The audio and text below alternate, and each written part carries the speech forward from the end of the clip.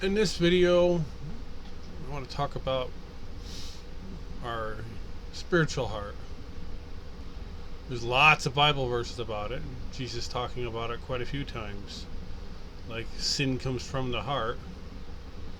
Uh, it does not go.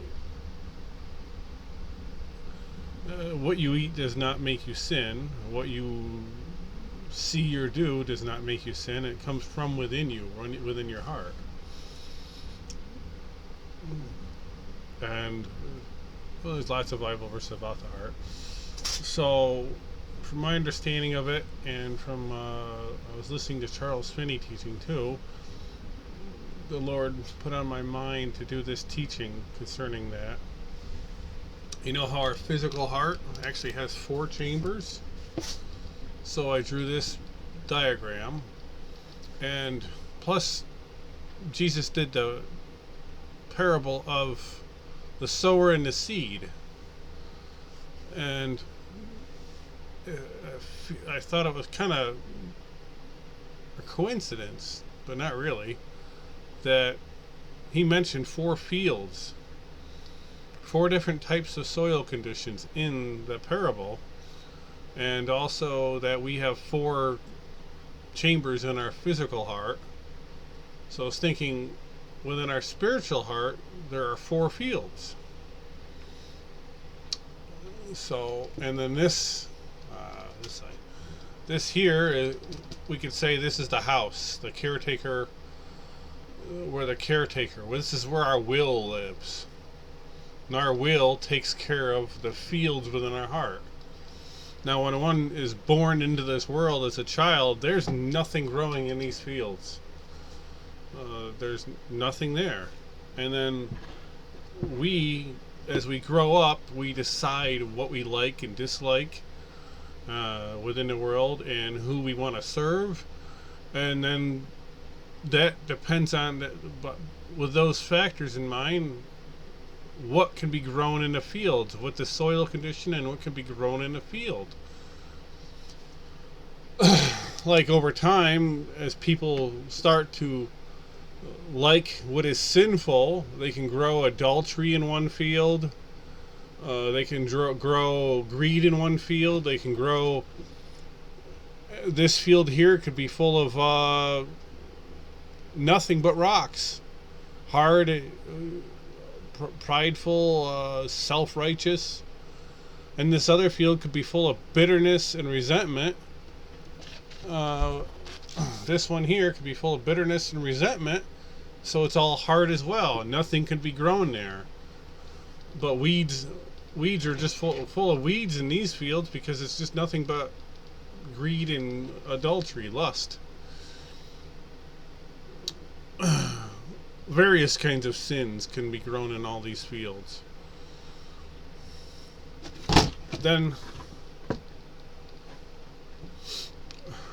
when we meet an evangelist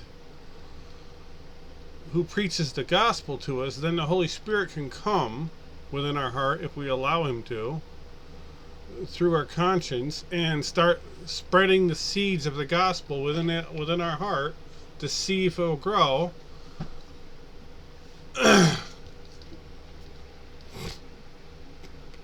And it'll sprout depending on the soil conditions, but a lot of times it gets choked out or it can't grow because of the soil conditions, the hardness of my heart, or even my own will might be against it growing.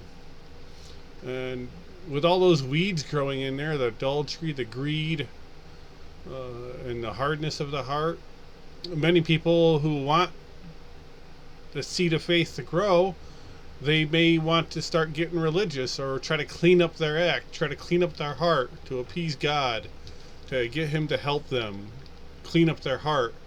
So they'll get religious and start doing religious ceremonies like celebrating Sabbath day or whatever,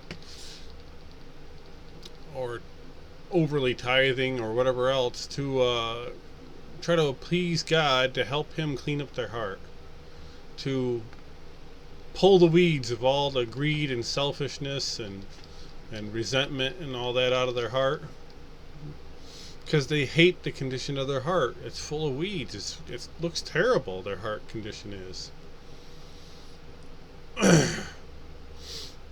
But it doesn't do any good, because the reason why the heart is hard and the reason why all those weeds are growing is because of sin within the soil.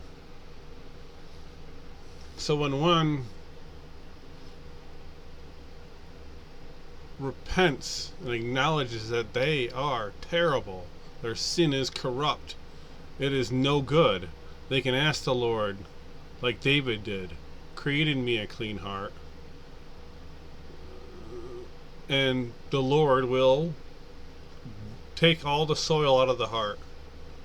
It's like in real life, in horticulture, if you get if your soil gets a disease called white I forget the name of it. I saw it in a show. They were talking about horticulture, but it's a white fungus, and it attaches to the roots of the plant. And the only way to fix it is to replace the soil. They have to take all the soil up and replace it with clean soil that's not contaminated by anything. So when you ask the Lord to create in me a clean heart, give me salvation, He takes all the soil right out. The hard, rocky soil, the hard soil from resentment, the soil covered in adultery and greed and all that. He removes it all. That's when you receive salvation. Now you have a clean heart, nothing in it, and He can plant a seed of faith. And now after that, you can decide, okay, I'm going to take care of that seed myself. I'm going to water it and oh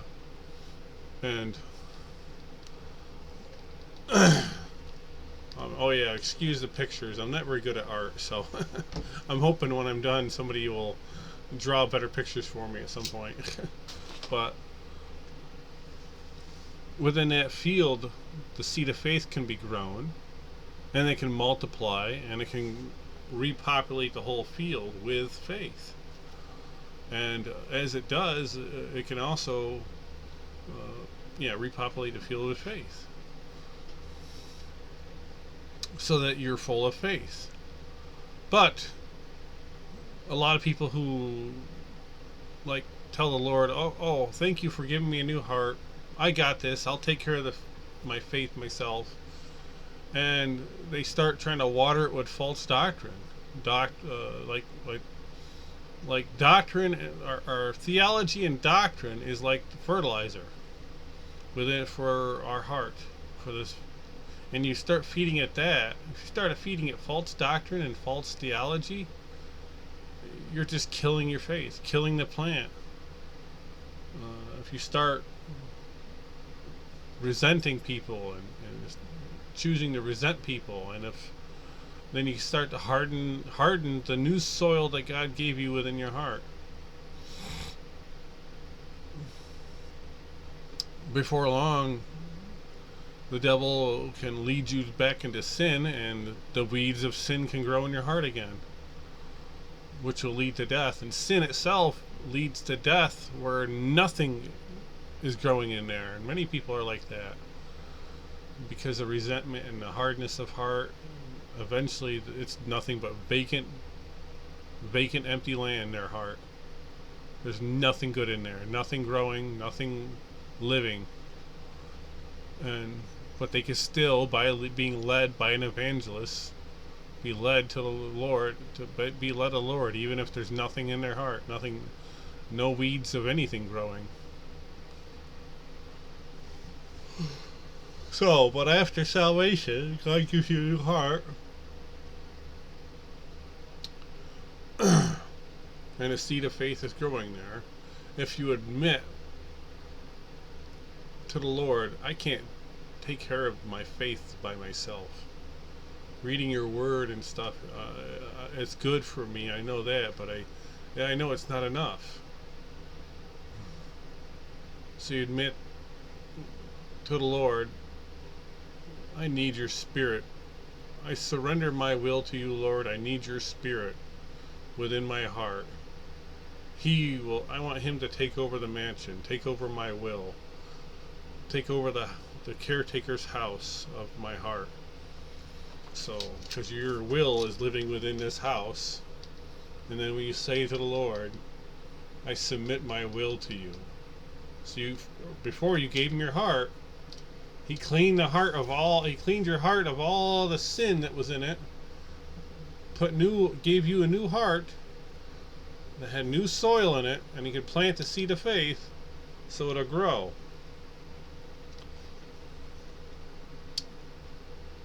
But because you're trying to take care of your will by your fields by yourself and keep sin out and trying to feed your faith, you're realizing you can't do it. So you ask the Lord, please send me the Holy Spirit. He can live within my heart and take over the house, and I will obey him in what he wants to do within my heart. I will do his will. So then when the Holy Spirit takes over the house, he fertilizes the fields with love, joy, peace, long suffering, and that really helps faith grow to where your all the fields will be full of the plants of faith, and then you will be producing fruit outward towards other people, because you'll be full of faith. Within all this, where is the flesh involved? The flesh is outside of the heart. It is like if you had like your house and a garden in your own backyard, you consider the flesh to be the town surrounding it and all that stuff, and that's all trying to influence your flesh is trying to influence your heart. Well, your heart is sound and strong, it can influence the town. You could become the mayor instead of just another person living there.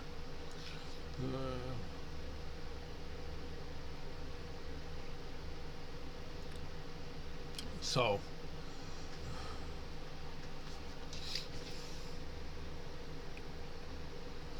hope people can understand the analogy I'm making concerning the heart.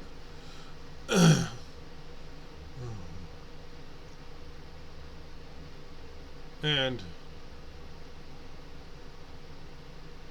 we'll want to try to surrender our heart to the Lord.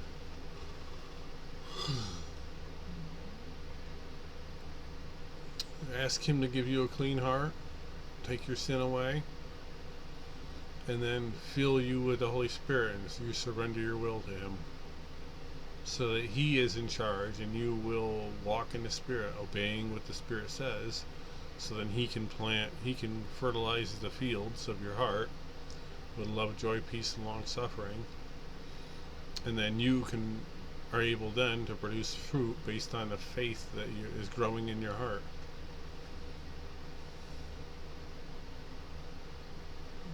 Multiple times.